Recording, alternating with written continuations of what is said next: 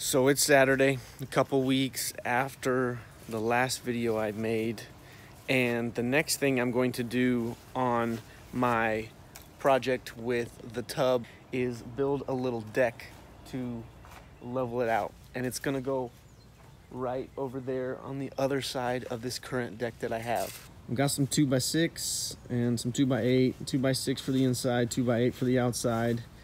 There's the tank, got some concrete for the posts. I'm using some 4x6. I do not like using 4x4 posts. I just had too many bad experiences where I've repaired people's decks with 4x4 posts. They've never seemed good to me. Well, thank you guys for watching my video. So here I am right now. I'm measuring about where I'm going to dig holes. As you're going to see in this video, there's a lot of digging that needs to be done. This ground is not ideal to be digging in. Missouri ground is horrible to dig in. So I took a couple of these 2x4 stakes that I had just made, just cut some triangles into and marked about where I wanted my posts to be. I'm going to be setting 4 posts total, as you will see later on in the video. I use a combination of a couple tools to dig in this very rocky soil. I've got a pick, I've got a shovel, I've got a mining bar. I just picked this up from Harbor Freight. I know Home Depot and Lowe's has them. They're not very expensive, but very useful. So I got down deep enough here. I don't know if you can see, maybe just a foot, a little over a foot, to I literally just hit a layer of rock right there. It's almost just like solid rock. It's really like a clay type, really hard, but a shovel won't go through it. So I have to use this mining bar to get through it. But when you get that deep, that's what you deal with. As you can see, that mining bar is being put to good use. It wasn't very expensive. I think it was about $27 with the coupon at Harbor Freight. My boys are always with me when I'm doing projects. By far the hardest part of this whole job is the digging. Once all the holes are dug and once the support posts are really set, it's really easy work from there. There were a lot of wasps the day that I did this, and my boys are hitting them with wiffle bat, trying to keep them away from us. Okay, the next thing I'm going to do is I'm going to build the outside frame of the deck, and this is going to help me set the posts. And then I'm gonna dig. And he's gonna dig. So I'm going to set the outside frame while I'm doing the posts, while I set the posts in concrete, and that's all going to be with my impact and screws. I will nail it later. The first thing that I've got to do is get that outside frame set. Once that outside frame is set, I'll know exactly to the inch of where my support posts are going to go. So you'll see me here. I put some backer blocks against the supports of the current deck to be able to drop the outside frame of this other deck. This deck is going to be lower than the other one as my yard slopes, you'll see. So I just temporarily set these outside frame here, and then guess what? Continue to dig some more. The border set up, getting ready to set my posts. Now this is just to get an idea of where my posts need to be exactly. I'm gonna square it up. These 3 holes on this end I know are perfect, but this one in the middle I don't know yet because I haven't got that one. I don't have any boards across there to know exactly where that needs to be. So that's my next step. And then set the posts. Once the posts are set, these can be adjusted again, up or down, just a little level, but they need, the only really big thing right now is they need to be square. They need to be square. I need to make sure they line up with that deck perfectly so nothing looks weird. These are different levels, taller, lower. That's the way I want it to be. I don't want it to be that you step up so big onto this deck because my yard does go down. So here I am getting set up to put the center braces in that go around that center post. Now I chose to put a center post here because this is where the majority, my tank is going to sit in the middle, and this is where the majority of the weight is going to be, and so it's only logical and only smart for me to put a post directly under the tank. I didn't want there to be empty space for there to ever be droop in the deck in the future. I had an extra 2x8 that I'm going to use in a little bit for something else, that I use it to sister against this board on the side. I know that this has a little bit of flex this way, but it's going to help get this in line. Since I know this deck is square, I can use it to square off this deck. And then went out there and I looked down both lines to make sure that it's square. I can do this visually and I don't have to take measurements just because I know that this deck is square. I put this board, and this will keep it from racking, keep it from going anywhere. Just one board with this small deck, it's not a big deal.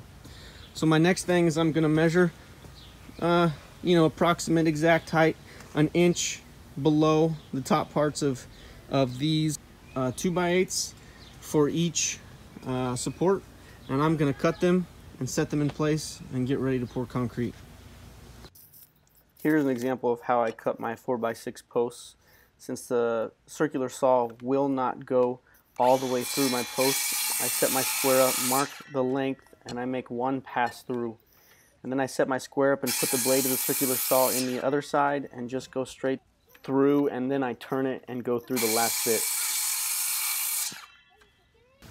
Hey Buzz Lightyear, what do you think? Good. Good. I leveled it again because the temporary boards that I have in there, just scrap pieces of board to hold it in place. They moved a little bit because they're just in soft dirt, right? So I had to raise it up just to level it. I got these posts set. They're good for what I need it. They're sitting on the rock layer below. You can see how far that one goes down. It goes down pretty far. My next one is this post, and this post is it's going to be a tall post, so I'm gonna have to support that one a little different. But I got to get that one in there now.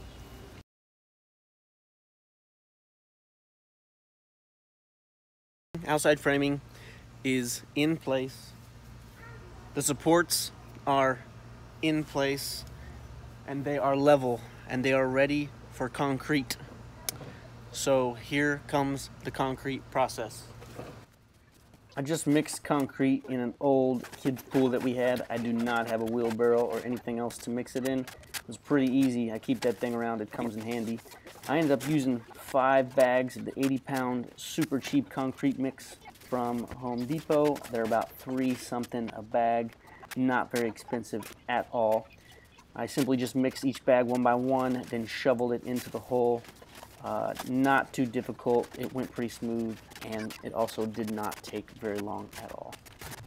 Now I just need to wait for it to dry. I did get the cheap concrete, so this concrete does not dry quick. Back at it today. Got the framing gun. Not too much messing around with the drill today, so it's good. Time to take off all the temporary supports. Have everything holding up the deck and the supports of the deck, because they are not needed anymore because this deck is set solid in the concrete. Then I take my framing gun, and it is time to make sure everything is solid and secure. I don't go crazy with the nails, but I'll do either a star pattern. I'll do 3 to 4 per 2x8, and a 2x6 I'll usually just do 3. My next thing to do is to mark out where the floor joists are going to go. I just go 16 on center. I would say by far the most used tools on this job were the speed square, my pencil, and a tape measure. If you don't have each of those, you are not going to be successful on this job. Look for the list of tools in the description to see the tools that I used on this job. It's time for me to add joist hangers in to these main supports. Joist hangers are key, especially when I can't in-nail, and in-nailing doesn't really provide that great of support. Joist hangers are pivotal.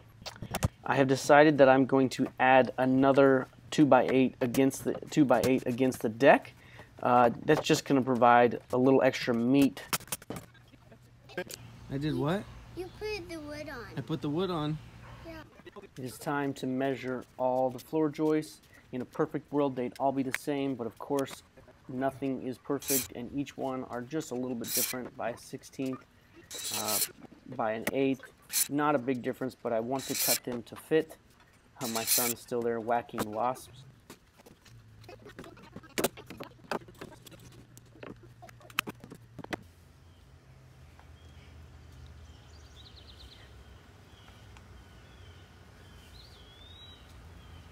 I made a mistake.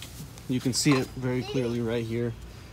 I cut this board an inch too short, so I ended up putting a board against one of my main floor joists. Except I'm going to put some bolts in here, so that's not going to make a difference. It will not be a big deal. And I put it on the inside so that no one will see it, and it won't be structurally any different. But I did realize that here in this corner, and this corner, I'm going to take a piece of the 4x6 and put in that corner just to tie that corner together.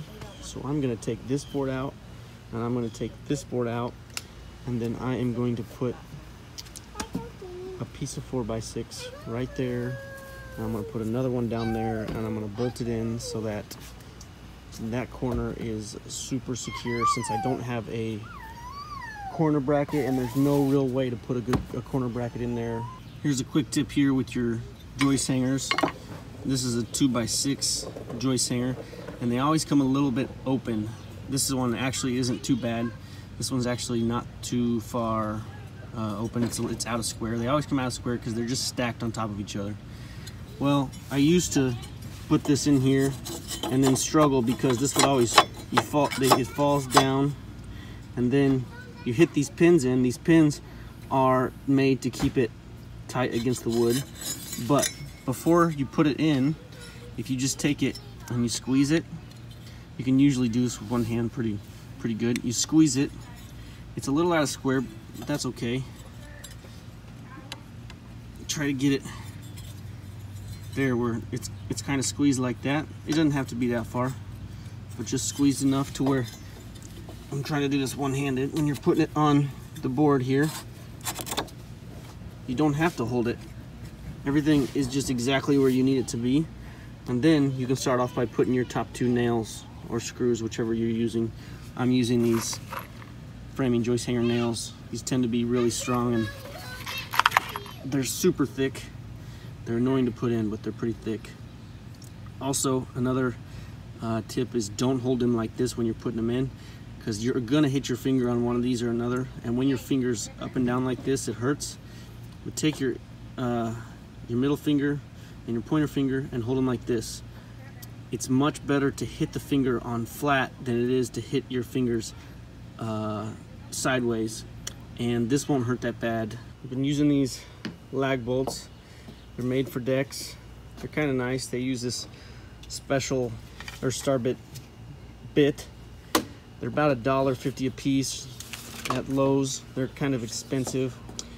I've had these actually left over from another project, so I had enough for this deck. But they just go in anywhere you need them to go. They dry pretty easy with an impact. Ready for the decking boards. I'm done with all of the joists. I'm done with all the supports. I'm done. I'm ready for decking boards so it can look like that. Don't mind the tools. But you can see I've got the deck bolts in that corner brace, in the supports. You can see where I had to sister that board on my mess up and my mistake. I used some more bolts there. I got joist hangers in all the joists. Down the center here, there weren't any floor joists for the decking boards, so I just put some supports in there for the decking boards.